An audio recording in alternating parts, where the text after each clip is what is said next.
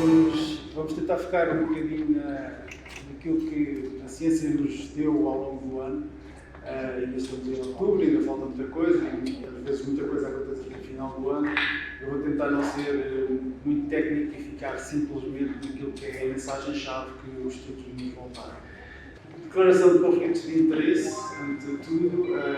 Como já foi dito, eu sou médico de família, sou diretor médico na Apil, que é uma empresa, e portanto vejam tudo o que eu disser com eventuais óculos que eu posso estar enviesado em relação a esse lado. Sou docente na Nova e membro da CACS do Infarmed. O que é que eu fiz? O que é que vocês vão ver? Vão ver essencialmente seleção de evidência que foi publicada ao longo deste ano, 2023. Como é que isto é feito está descrito neste artigo que foi publicado há uns anos atrás na revista da OMGF, como responder a dúvidas clínicas, em que nós explicamos exatamente como é que elaboramos as questões e como é que vamos depois respondê-las. Essencialmente avaliamos aquilo que está aqui na barra verde, a relevância, efeitos a favor, efeitos contra, a certeza da evidência e os valores que estão implícitos ali, o balanço depois e o equilíbrio destes efeitos, os recursos, os custos, a equidade, a execuibilidade, são tudo coisas que nós tentamos ter em conta quando selecionamos a evidência. No fundo, se é útil, é um bocadinho que está em calma, se é útil e se é válido, portanto, aquilo que vão ver essencialmente são mais guidelines. Porquê? Porque a informação já foi mastigada e processada e depois foi avaliada e depois foi feita uma recomendação à volta dessa informação, sendo que eu vou mencionar algumas revisões sistemáticas e estudos sem querer ser maçador e focando no conteúdo e não tanto no método. Portanto, sem mais demora, avancemos. Obesidade nas crianças. Foi publicada esta guideline este ano. As guidelines são quase todas americanas, porque são instituições que se dedicam com uma forma mais sistemática e com método adequado à obesidade nas crianças. Este documento é muito interessante. É denso, mas é muito interessante porque é multidimensão e aborda justamente a obesidade, focando na relevância que é atuar desde cedo nas crianças, entendendo esta condição como algo que se comporta como uma doença que é crónica. Não é uma doença, mas o comportamento é exatamente igual. E o que é que eles querem dizer com isto? Que a sua causa é multidimensional, já sabemos, que está associada a um estigma muito, muito relevante, já sabemos, e que tem repercussões na vida das crianças ao longo dos vários anos e até chegar a adulto de uma forma que marca muito essas crianças. É dependente do contexto e que interfere até no acesso que as crianças têm aos cuidados de saúde e a muitas questões relacionadas com equidade. Eles fazem muitas recomendações de como é que se deve abordar isto do ponto de vista multidisciplinar, que cuidados é que devemos ter em relação a outras doenças associadas, e sabemos que isto é frequente na obesidade, e sublinham muito a importância da família e do contexto no combate a isto. Portanto, o bottom line aqui é, se alguém, alguma USF, quer elaborar um grupo multidisciplinar que aborde esta situação, este documento é obrigatório, porque dá, de facto, recomendações muito valiosas depois de uma extensa revisão da evidência. E essa é a mensagem-chave que eu deixo em relação a este documento, que é de 2023. Saúde mental. A saúde mental é uma avalanche que nós estamos a ter num sistema que não está minimamente nem desenhado, nem pensado para receber esta avalanche. Portanto, logo, a partir dos recursos são escassos.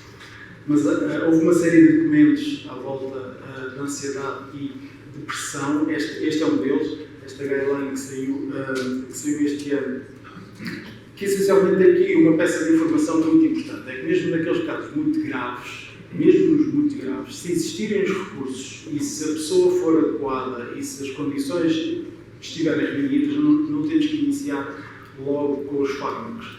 E porquê que isto é importante? Porque chama a atenção para uma coisa que nós, MGFs, sabemos muito bem, que é a saúde mental não vai lá só com fármacos. Os fármacos são necessários, são, obviamente, têm um lugar muito, muito importante, mas esta evidência, mesmo nestes doentes muito graves, sublinha-nos justamente isto, que a pessoa tem um lugar essencial, a pessoa doente. A autonomia do doente, o entender a doença, o ter os recursos adequados para ajudar a pessoa a ter outro tipo de recursos cognitivos, tem um efeito, e tem evidência agora, tem um efeito equivalente a alguns fármacos. E isto é relevante. Isto é relevante porque diz-nos que nós temos que colocar recursos igualmente a essa dimensão mais cognitiva. Isto é uma luta antiga, nós sabemos, há falta de recursos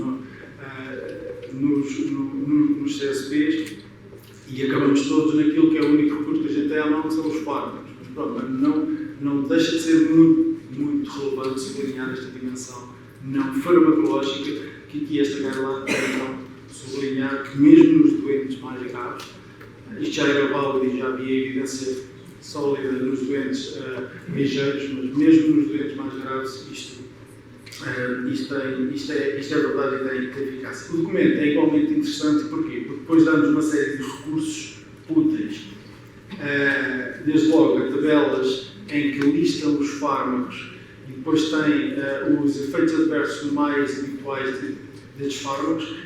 Estes slides vão ficar online e, portanto, depois têm acesso a isto tudo. De todas as formas, a guideline é de acesso aberto e, portanto, eu sugiro que vão lá, de facto, ver as tabelas. Eles fazem um estudo do valor, do preço e dos seus efeitos adversos mais comuns. Mais interessante ainda, eles adequam esses fármacos depois a outro tipo de doenças que as pessoas tenham e quais é que são recomendados, quais é que devem ser utilizados com algum tipo de cuidado e quais é que eles estão mesmo contraindicados em função daquelas doenças que estão ali a ver nas colunas.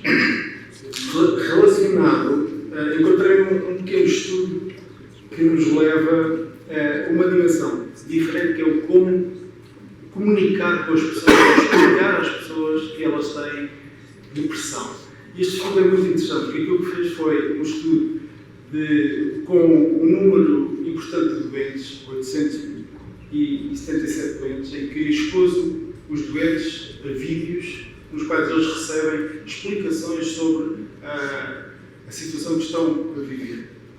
E, essencialmente, numa ideia, o que este estudo encontra é que, independentemente do que o médico julgue e pense sobre as causas bioquímicas, etc., que possam eventualmente justificar o quadro, a pessoa do outro lado gosta de receber a informação mais enquadrada numa disfunção ou numa dimensão mais funcional de adaptar-se ou não a um contexto.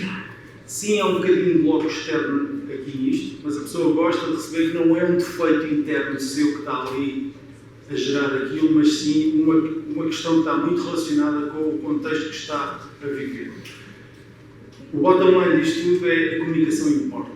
E na saúde mental importa muito. A forma como explicamos as coisas e como damos ou não autonomia às pessoas para entender e elas próprias começarem a desenvolver os recursos para lidar com a situação que importa. A comunicação importa. Ainda relacionado com a depressão, uma recomendação de rastreio que vem dos Estados Unidos. Nós já tínhamos visto isto há um ano atrás nas crianças e, neste caso, foi feita uma revisão da evidência muito extensa e há, de facto, uma recomendação forte a favor de fazer o rastreio da depressão nos adultos, incluindo nas grávidas, no pós-parto e adultos com mais de 65 anos. O rastreio, há várias formas de o fazer. Eles recomendam aqui duas escalas, que na realidade é a mesma, mas depois é mais extensa, que essencialmente explora os sintomas relacionados. Isto pode ser feito muito rapidamente na consulta e nós sabemos que sim, por visto, nós temos a sensação que às vezes é só meter o dedo lá e salta logo o tema e salta com facilidade. Eu acho que isto está muito relacionado com aquela ideia de há uma avalanche aí que nós às vezes optamos por se calhar não explorar, seja por falta de tempo, seja porque não dá ali, mas o rastreio está recomendado, deve ser feito e é fácil de fazer. Ansiedade, outra das ondas desta avalanche. A mesma instituição nos Estados Unidos faz a mesma recomendação de rastreio da ansiedade generalizada em adultos. E, portanto, aqui exatamente nos mesmos moldes, a escala é outra, HD7, mas também são questões com as quais nós estamos habituados a lidar e sentimos isso nos nossos doentes. Relacionado com a ansiedade, e muito naquela linha que eu estava antes a explicar, que a evidência começa a acumular que é preciso ir mais além dos fármacos. Aqui este estudo o que fez foi se a redução do stress através desta técnica versus os fármacos se obtinha ou não os mesmos efeitos naquilo que era o controle da ansiedade e no controle dos sintomas relacionados com a ansiedade. E sim, a redução do stress através de vários métodos, mas a redução do stress, mas não recorrendo a fármacos, com uma abordagem inicial obteve, neste caso, os mesmos efeitos. Outra vez, a questão dos recursos é essencial, recursos individuais das pessoas, mas recursos das instituições é oferecer apoio, oferecer um seguimento é chave, mas o ponto é o mesmo, é existindo esses recursos, há outras formas de ajudar as pessoas, ou há formas que, em complemento com os fármacos, ajudam as pessoas, e nós sabemos que os fármacos têm os seus efeitos, têm os seus custos, etc., e não estão pôr em causa sequer o efeito na ajuda que eles têm. Obviamente têm que ter um lugar-chave. A questão é que não é o mesmo que uma infecção em que se dá o antibiótico e ajudamos o sistema imune a dar cabo da infecção. Aqui há algo mais aqui a acontecer que está muito relacionado com a relação das pessoas com o contexto, com outras pessoas, etc., e é preciso dar esses recursos às pessoas para haver essa adaptação funcional. Além da farmacologia. E a evidência começa a aparecer e a ser mais sólida nessa dimensão. Ainda a mesma instituição no cancro da pele, eles reviram a evidência toda que existia para rastreio visual a todas as pessoas que vêm às consultas para o cancro da pele. A conclusão aqui é que a evidência é suficiente para recomendar a favor ou contra. E porquê que trago isto aqui? Porque o facto de a evidência ser insuficiente para recomendar a favor em contra em si é uma mensagem relevante. Um é que é preciso mais evidência nisto, ok, essa é óbvia, essa está em todos os estudos, mas dois, é para nos lembrar um bocadinho da função dos rastreios. Os rastreios são métodos de diagnóstico, vamos dizer assim, aplicado a pessoas, à população. Não é um risco individual que está em causa, é o risco da população que está em causa. Isto não significa que pessoas com risco individual aumentado não devem ser rastreadas, obviamente que sim. Portanto, só para entender bem as mensagens, de facto não haver um corpo de evidência que joga a favor ou contra, pois não deve interferir naquilo que é a nossa decisão de riscos individuais, que se nós vemos que os fototipos, etc., que a pessoa tem antecedentes, etc., obviamente aumenta o risco individual e deve ser feito esse rastreio visual. Ok? Última das guidelines, não é a última, a doença celíaca. Eu sei que é uma questão que é um diagnóstico, é uma situação que muitas vezes nos levanta muitas dúvidas sobre o que é que deve ser feito, não deve ser feito, etc. É também deste ano esta guideline do Colégio de Gastro nos Estados Unidos, em que eles são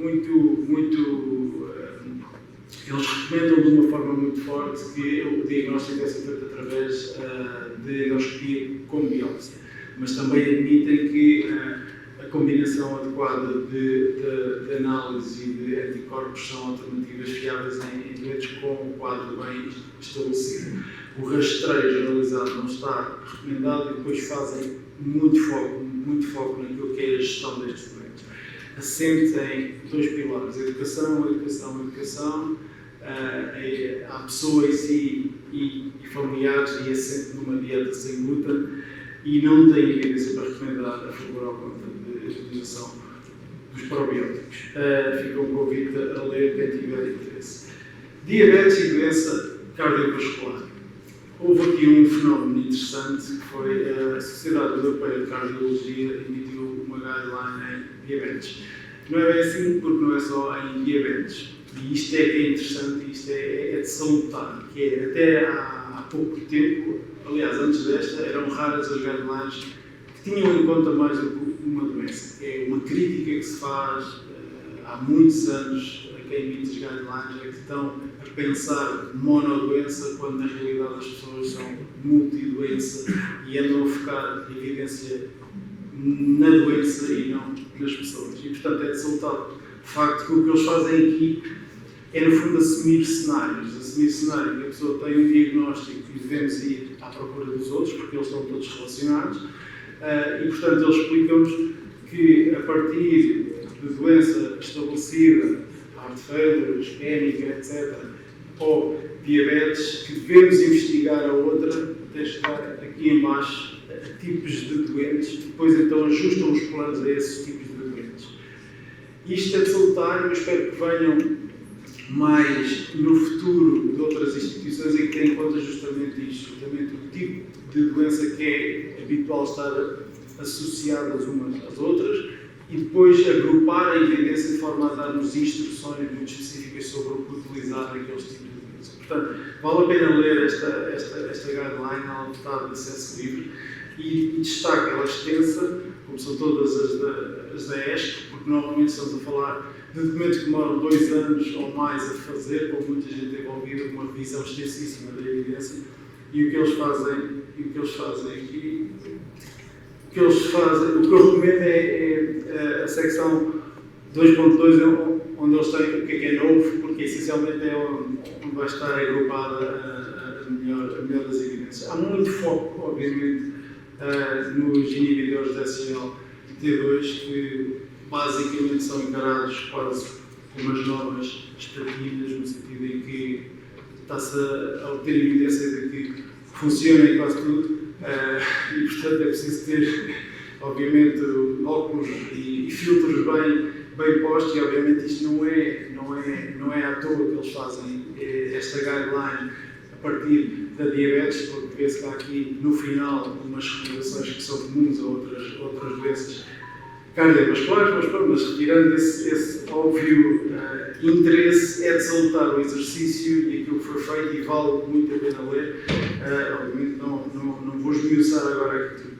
Outro artigo que é muito impressionante naquilo que foi feito, mas depois é muito útil as ferramentas que eles nos dão, ao final eu já lá vou, é este artigo que é uma meta-análise em rede. O que é isto? É basicamente eles fazem uma revisão sistemática, ou seja, reúnem a evidência toda à volta de um tema, neste caso os fármacos utilizados na diabetes, avaliam o que é que eles fazem bem e o que é que eles fazem de mal, os seus riscos, mas a meta-análise em rede o que faz depois é isto que está aqui, que é complicado, eu não vou entrar nisto, mas eles comparam uns grupos com os outros e tentam obter estimativas de qual é que é melhor em comparação com os outros e depois no global. Muito giro e tudo mais, isto é complicado, mas neste caso é bem feito, há muitas que são mal feitas, esta é bem feita e é impressionante a vários níveis. Desde logo o número de ensaios incluídos, 816 ensaios. Chega a um número de doentes gigantesco mesmo, a centenas de milhares, e basicamente incluíram os fármacos todos que são utilizados na diabetes, incluindo insulinas. O que é o sumo disto? O sumo disto é que, de facto, aparenta que as novas classes, que não são tão novas já, e estamos a falar dos inibidores da SGLT2 e os agonistas dos receptores da GLP1, têm, de facto, efeitos muito interessantes em campos muito relevantes, como número de mortos, reentradas hospitalares, efeitos vários, que eles depois são muito bons a comunicar. E como é que eles fazem isso? Fazem isso em tabelas, que eu sei que é complicado, mas desde verde é bom e vermelho é mau, está aqui, e isto não é relacionado com o futebol, é mesmo verde. Neste caso são efeitos a favor dos doentes e vermelhos contra os doentes, e depois eles metem lá dentro uma coisa que se chama odds ratio, que é a magnitude do efeito, e vocês dizem, ei, odds ratio e tal, não sei quantos que é isto, pois, é complexo, mas eles simplificam, eles metem isto depois em números naturais, também é útil. Eles dizem, mais ou menos em cada 1000 há 170 que morrem.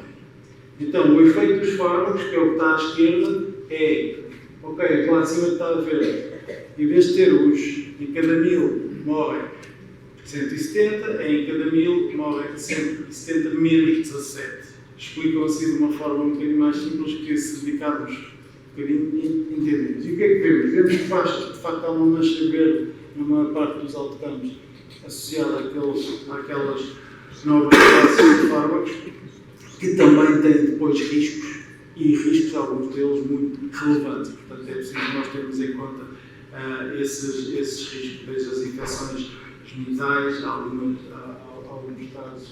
casos mais severos, que é preciso, obviamente, ter em conta. Mas fazem uma coisa ainda mais interessante, ou igualmente interessante, que é dão-nos depois uma estimativa da redução do peso associado a cada um dos fármacos. Isso também está útil, diria eu, está útil. E, portanto, é de acesso livre. Este artigo tem aqui informação muito valiosa que nos ajuda a decidir qual o melhor fármaco adequado ao doente que nós temos em frente. Tem a magnitude dos efeitos explicada de uma forma muito simples e bem feito, e depois tem este esquema que nos ajuda a ter a noção do impacto do peso que estes fármacos têm. Um outro estudo ainda na diabetes, e é o último neste tópico, tem umas aprendizagens importantes em relação, às vezes, ao que a evidência nos diz. Este é um estudo de coorte em que tenta estudar a hipótese que em pessoas com uma hemoglobina A1C mais de 9, se existe ou não associação à demência. É interessante. A questão assim é interessante. O que eles fazem? Então, juntaram 250 mil indivíduos, obviamente num estudo de uma base de dados, e vão ver então se existe associação entre ter uma hemoglobina A1C de 9 ou mais e o desenvolver demência ao longo do follow-up que aquela pessoa teve. E depois de fazerem uma série de métodos para esta análise, concluem que de facto existe uma correlação entre uma hemoglobina mais de 9 e demência. E a gente diz, lá, então, o que se passa aqui? O que se passa aqui, e é aqui que às vezes é preciso olhar para estes estudos com muitos filtros. Desenvolver um coorte, ou seja, não é um ensaio, não é um desenho de estudo que nos deixe atribuir uma causa e efeito. Existe aqui uma associação estatística, se calhar estas pessoas são mais excluídas do ponto de vista social, se calhar não têm acesso a fármacos, se calhar não têm há uma série de variáveis que nos podem explicar isto. Se calhar são mais velhas, ou mais velhas não porque eles tiveram em conta, mas têm uma condição social e individual que não entrou no modelo, mas depois eu acho interessante a conclusão que é comunicada, porque eu posso ter outro tipo de análise. Eu posso, então em doentes com hemoglobina A1C menor de 9, não há associação, mesmo em doentes mais velhos. Isto é outro dos resultados que eles têm. Só havia essa associação acima dos 9. Abaixo dos 9 não há. O que isto me diz? Ok, isto é o nosso objetivo, certo? Ninguém quer ter um doente logo de base com uma hemoglobina A1C muito tempo acima de 9, mesmo que esteja ali. As guidelines até inicialmente eram aos 6,5, viram que era impossível e não adequado até. Entre 7, 8 e qualquer coisa é o nosso objetivo hoje em dia. Portanto, se cumprirmos o nosso objetivo, que até é bastante flexível, vamos dizer assim, metemos as pessoas num grupo onde não há associação, mesmo nos mais velhos. Portanto, a comunicação até poderia ser a favor de mantenham as pessoas abaixo de 9, que não há nenhum tipo de associação com a demência. No fundo, suporta até o argumento de que é possível ter alvos mais flexíveis de hemoglobina A1C, ou seja, abaixo de 9 nas pessoas mais velhas. A importância, através da comunicação.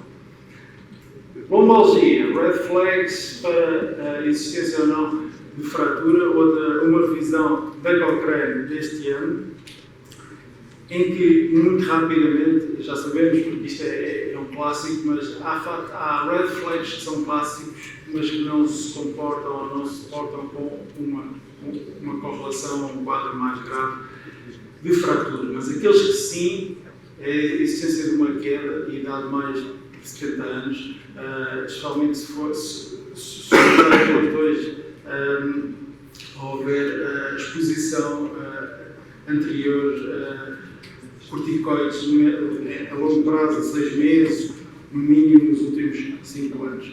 E, portanto, isto é ambiente de CSP, ou seja, MGF, isto é normal. E, portanto, mais que nada, apontar para uma queda com o trauma em pessoas com mais de 70 anos, e a queixa é lombalgia, e eventualmente vale a pena explorar a existência ou não de fraturas. Para quem faz urgência, cólica renal foi também alvo de uma meta-análise em rede, e aqui é relativamente rápido. O Cetrolac foi a melhor opção. Já um ano atrás nós havia um estudo a dizer mais ou menos o mesmo, mas aí associado aos corticoides, mas o Cetrolac é uma boa opção. Morfina, opioides, não é melhor e tem muito mais efeitos adversos, não reduz mais a dor, é o que isto nos diz de uma forma mais explícita, e portanto, se fazem urgência, vê muitas doenças, não vale a pena. Metamizol não foi comparado. Outro estudo mais rápido e. Só outra 5 minutos. Consegue-se dar se usam anti-hipertensores em associação, não vale a pena alterar a hidroclorotiazida, é igual aos outros diuréticos, igual de eficaz. Vamos acabar. Heart failure, vigilância após a urgência, aqui tenho um conflito de interesses que eu vou já dizer, mas essencialmente o que é que isto diz? Episódios de urgência nestes doentes devem ser estratificados o risco de voltar a ser readmitidos e deve ser feito um follow-up intensivo. New England, este ano, estes doentes morreram menos. Isto é relevante. E foram menos aos intensivos. Se na urgência houve, de facto, um follow-up depois articulado com o MGF, e há uma vigilância rápida do doente. Isto está a ser feito, este é do New England, não é nosso, mas isto está a ser feito cá. Conflito de interesses, nós estamos a fazer exatamente isto nestas instituições, avançando. Apenas este slide a dizer que os peers foram atualizados e rastreios oncológicos levam a mais anos de vida. Este é um ensaio que, inicialmente, o meu viés não é mas muito cético em relação a muitos dos rastreios, fez-me com que eu dissesse, isto é bom. Porquê? Porque vinha suportar algo que eu julgava que é real, mas este estudo está mal feito. Avalia uma coisa que não deve ser avaliada, mistura laranjas com amêndoas e tenta ter tudo no mesmo saco e chegar a uma conclusão que não é válida. Não tenho mais tempo, obrigado. Fica apenas um convite, que é votar aí a dia de hoje. Quem quiser entrar num estudo que se resume a ver um caso clínico e entrar numa conversa bastante informal, venha ter comigo aí fora e fazemos isto em 10 minutos, ajuda-me muito e agradeço.